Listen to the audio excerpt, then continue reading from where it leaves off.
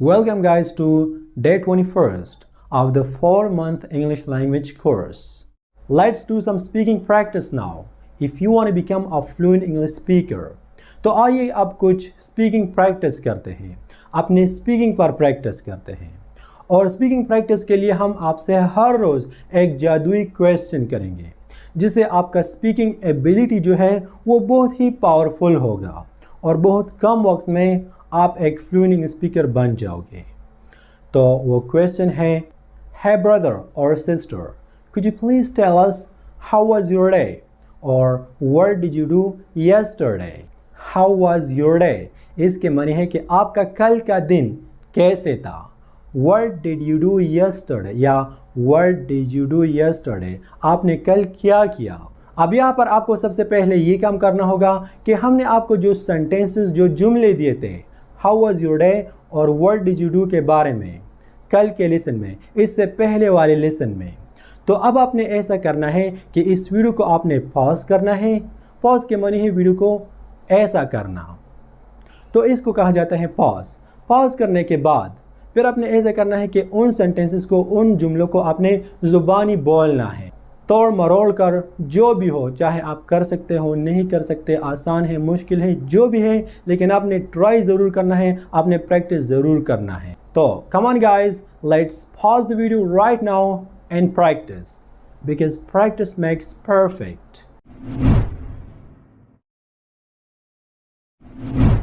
मुझे पूरा यकीन है गाइस कि आपने बिल्कुल ऐसे ही किया होगा जैसा कि हमने आपसे कहा। अब यहाँ पर सेकंड नंबर पर आपका दूसरा काम ये होगा कि आपने इस वीडियो को पॉज करना है अगेन और आपने बातें करनी है इंग्लिश में। लेकिन किस चीज़ के बारे में? अपने कल के बारे में।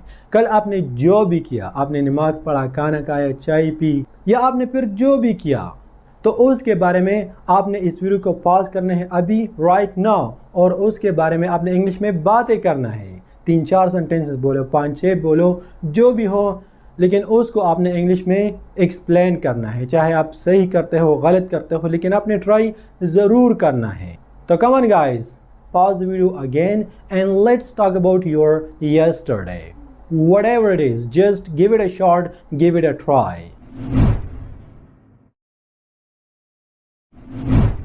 मुझे उम्मीद है गाइस कि आपने हमारे इस बात पर भी अमल किया होगा। अगर आप अमल करते हो तो फ़ायदा भी आपका, अगर आप अमल नहीं करते तो नुकसान भी आपका।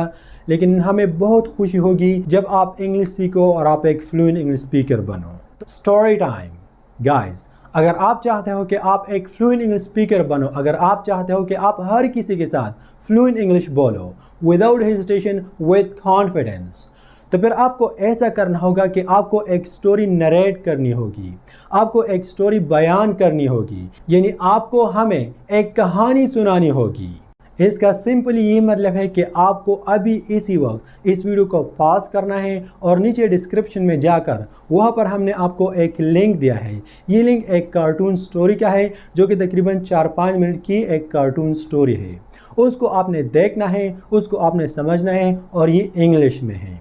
और फिर देखने और समझने के बाद आपने इसी कार्टून स्टोरी को अपने अल्फाज में, अपने जहन से इंग्लिश में आपने बयान करना है।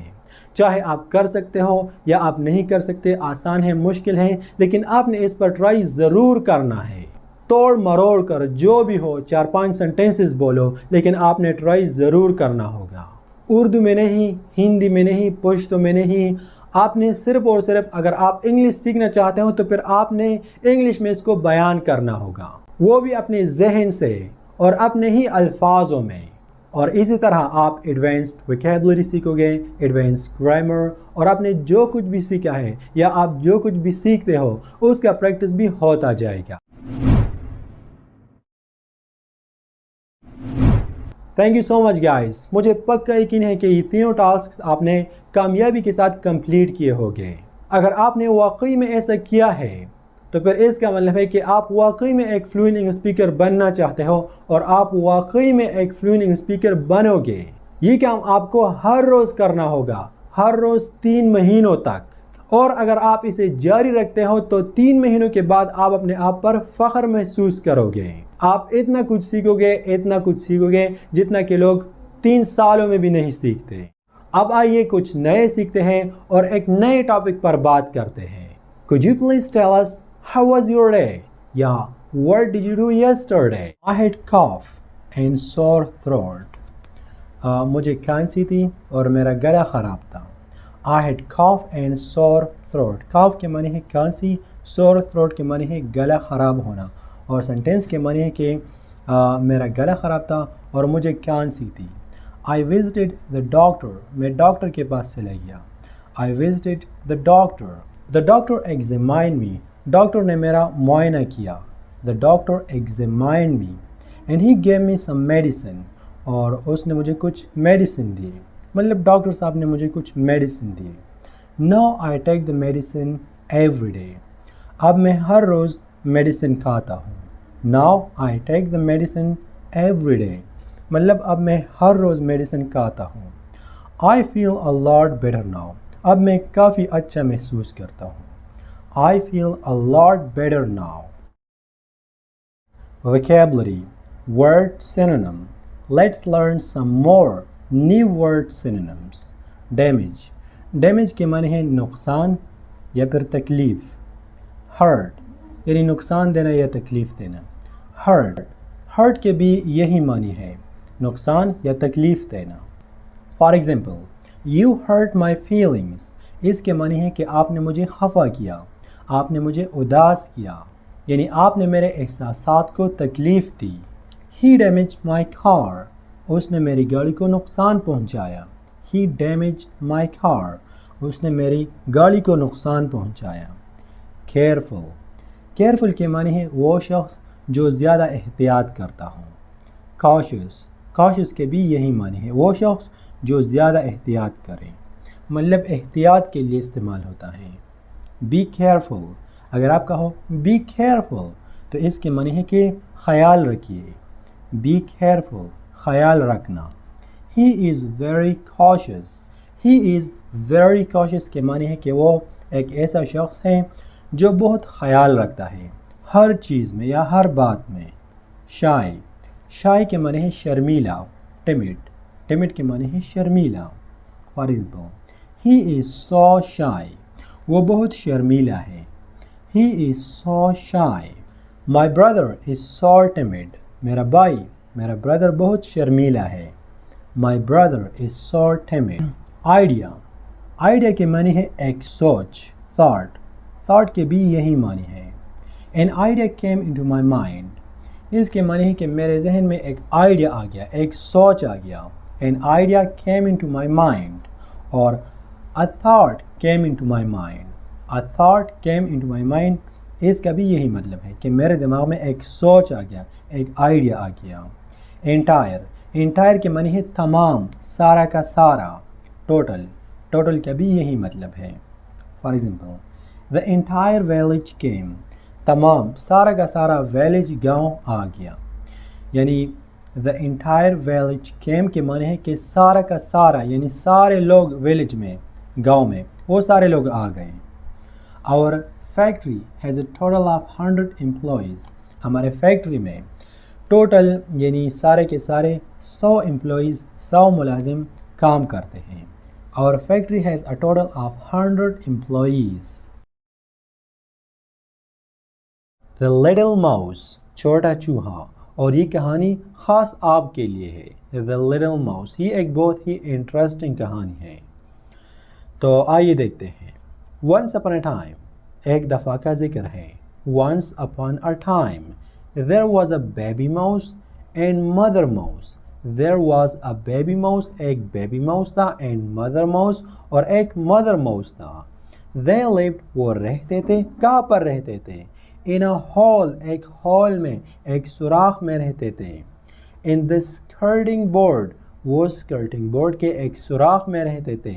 इन अ बिग वार्म हाउस, एक बहुत ही बड़े और गर्म घर में।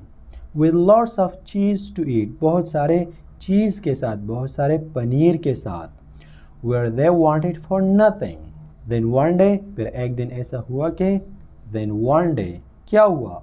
Mother mouse decided, mother mouse ने फैसला किया to take baby mouse outside of their home, baby mouse को घर से बाहर निकलने का।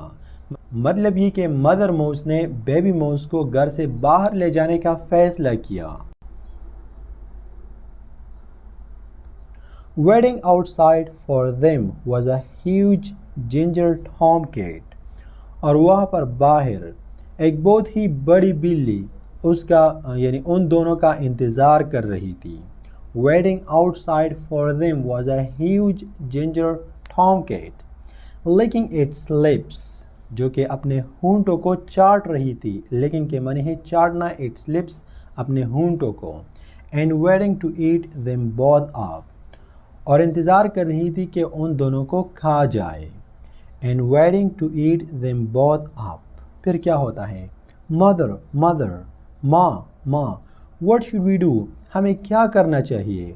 What should we do cried baby mouse baby mouse ने चीखा। Clinging to his mother's tail वो अपनी माँ की दुम के साथ चिपका हुआ था। Clinging to his mother's tail mother mouse paused mother mouse रुक गई। Staring up into the beady eyes of the hungry cat वो बिल्ली के आंखों में आंखें डालकर देख रही थी। But she wasn't scared लेकिन वो डरी हुई नहीं थी। लेकिन वो नहीं डरी थी। She wasn't scared because she knew exactly क्योंकि उसको पता था। Because she knew क्योंकि उसको पता था exactly how to deal with big scary cats क्योंकि वो जानती थी, उसको पता था कि इस तरह के बड़ी बड़ी बिल्लियों से मुकाबला कैसे किया जाए। She opened her mouth उसने अपना मुंह खोला। She opened her mouth and took in a deep breath और एक लंबी सांस ली। And took in a deep breath तो आइए देखते हैं कि फिर क्या होता है। वूफ वूफ, बार्क बार्क यानी इस चूहे ने कुत्ते की आवाज़ें निकालना शुरू किए। Woof woof, bark bark, she shouted उसने चीखा।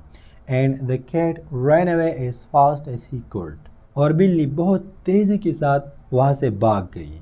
Wow mother, that was amazing, ये बहुत ही हैरान कौन था। Baby mouse said to his mother baby mouse ने अपनी माँ को कहा। स्माइलिंग हैप्पीली जो कि खुशी से मुस्कुरा रहा था। Smiling happily and that my child is why it is always best to have a second language और माँ अपने बच्चे को कहती है कि मेरे बेटे इसी वजह से तो दूसरी ज़ुबान सीखना इंतहाई अहम है। Moral, it's always good to have a second language. Thank you so much guys for giving us your precious time. मुझे पूरा यकीन है कि ये वीडियो लेसन भी आपको पसंद आया होगा और आपने ज़रूर इससे कुछ नया सीखा होगा।